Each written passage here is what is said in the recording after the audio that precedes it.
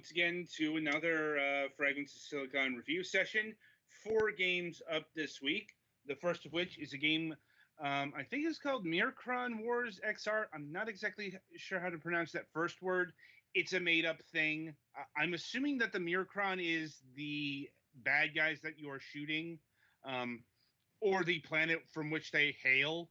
You know, I'm sure the Mircron is something in this game, but it's not really all that important. Like, I mean, for all we know, it's the princess who gave you your spaceship. Right.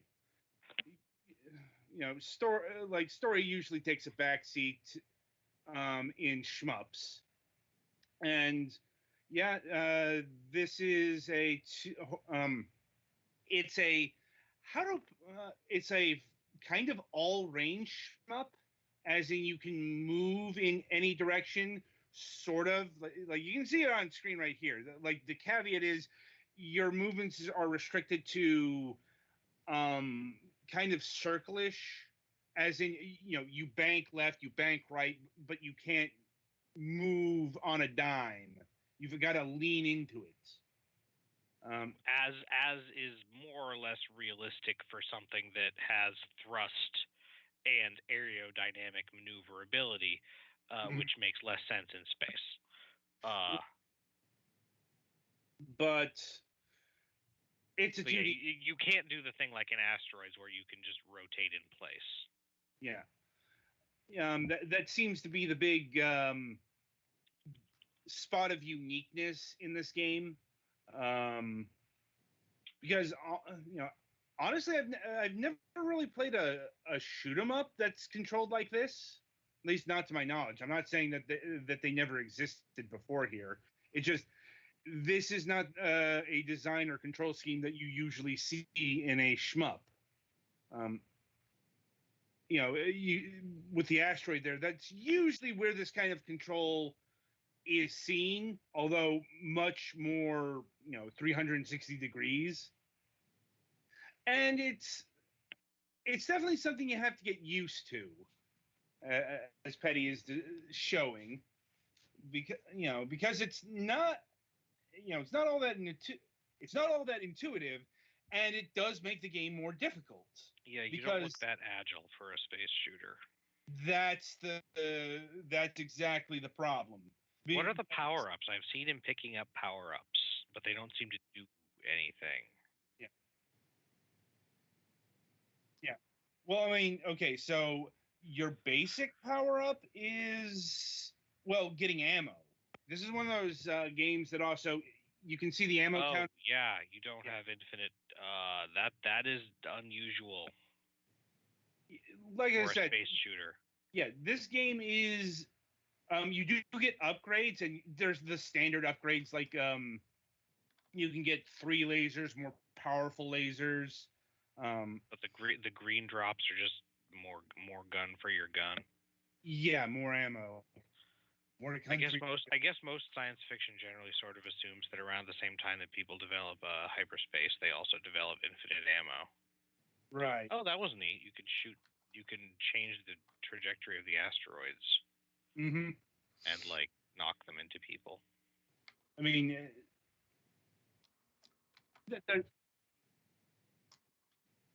yeah.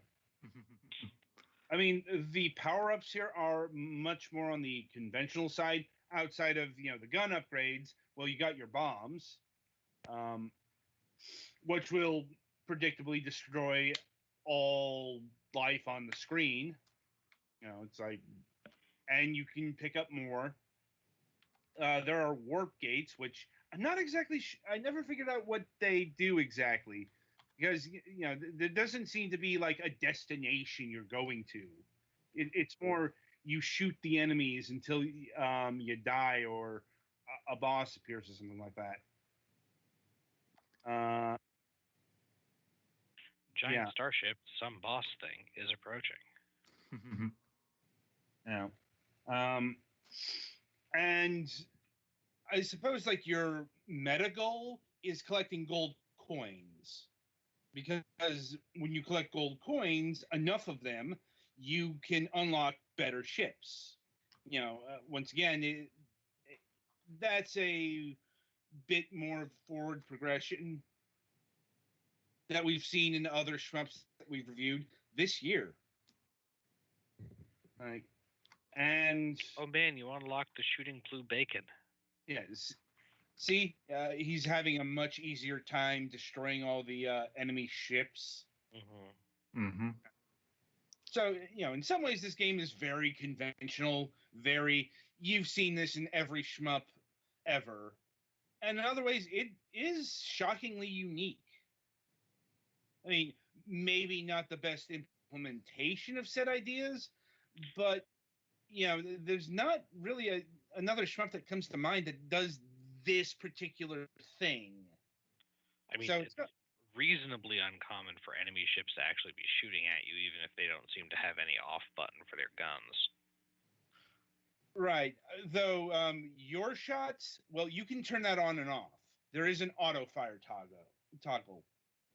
No, just all of the enemies seem to be constantly firing.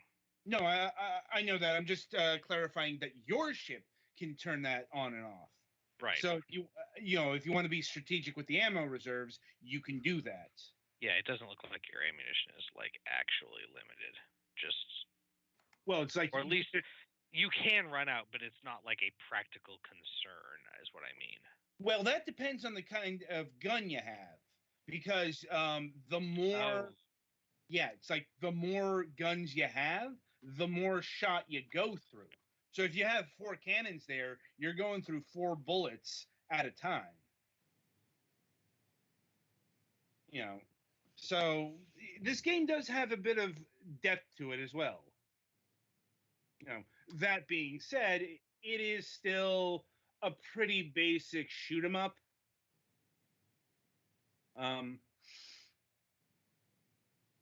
And I think we've covered about all the major things, at least. Do the enemies get harder? Are there like bosses? Yeah. Are there? Yeah, there are. Like I said, it's some of the elements here are normal shmup practice. Well, what determines when you get a boss if you're just flying around in 2-dimensional space? I'm not exactly sure. I wasn't sure if it's like if it was lasting long enough or shooting enough enemies. I'll be honest. This game, those are traditionally you got to the end of the stage, but in this situation there isn't one. Yeah, like usually in that case, it's you kill enough enemies, or you lasted, or you did enough of a thing to get to the boss. I'll be honest, like, I did not play this game for all that long, mainly because, well, it's a pretty thin experience. And there's nothing wrong with it per se, although the control scheme, or the way you pilot the ship may not be to your taste. It's a perfectly put together shoot 'em up.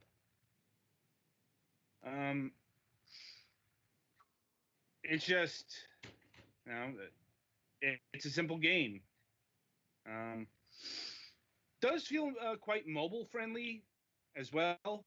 Like, if you told me that this was developed for a touchscreen, I'd believe you.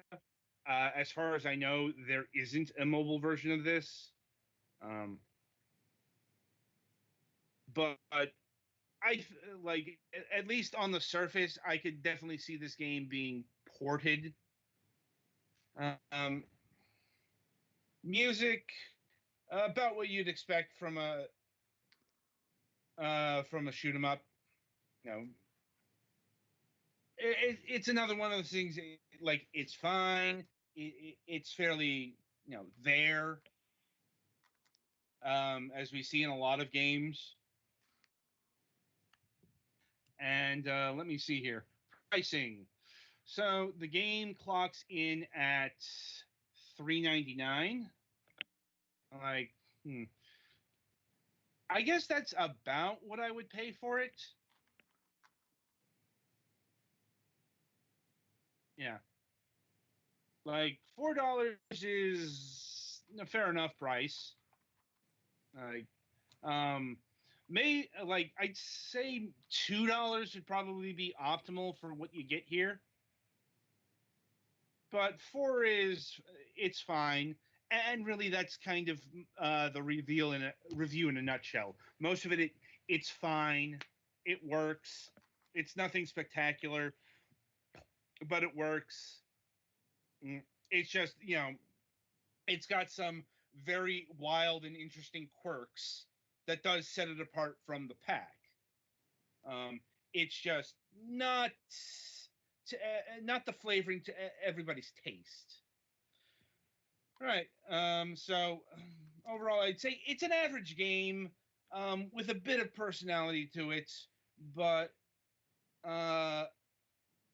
you might not take to it. So,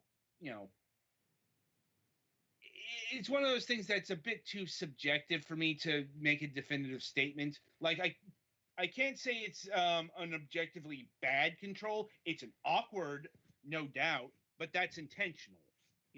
That's really the game is locked into how the ship moves. Mm-hmm. So that's more if you want a more conventional shmup, go buy one of the writing games off of Steam or something like that. Anyway, so that'll about do it for Mircron Wars XR. Be sure to tune in after the jump or after the break. As Twilight Winter, he will be reviewing a game called Hidden Through Time.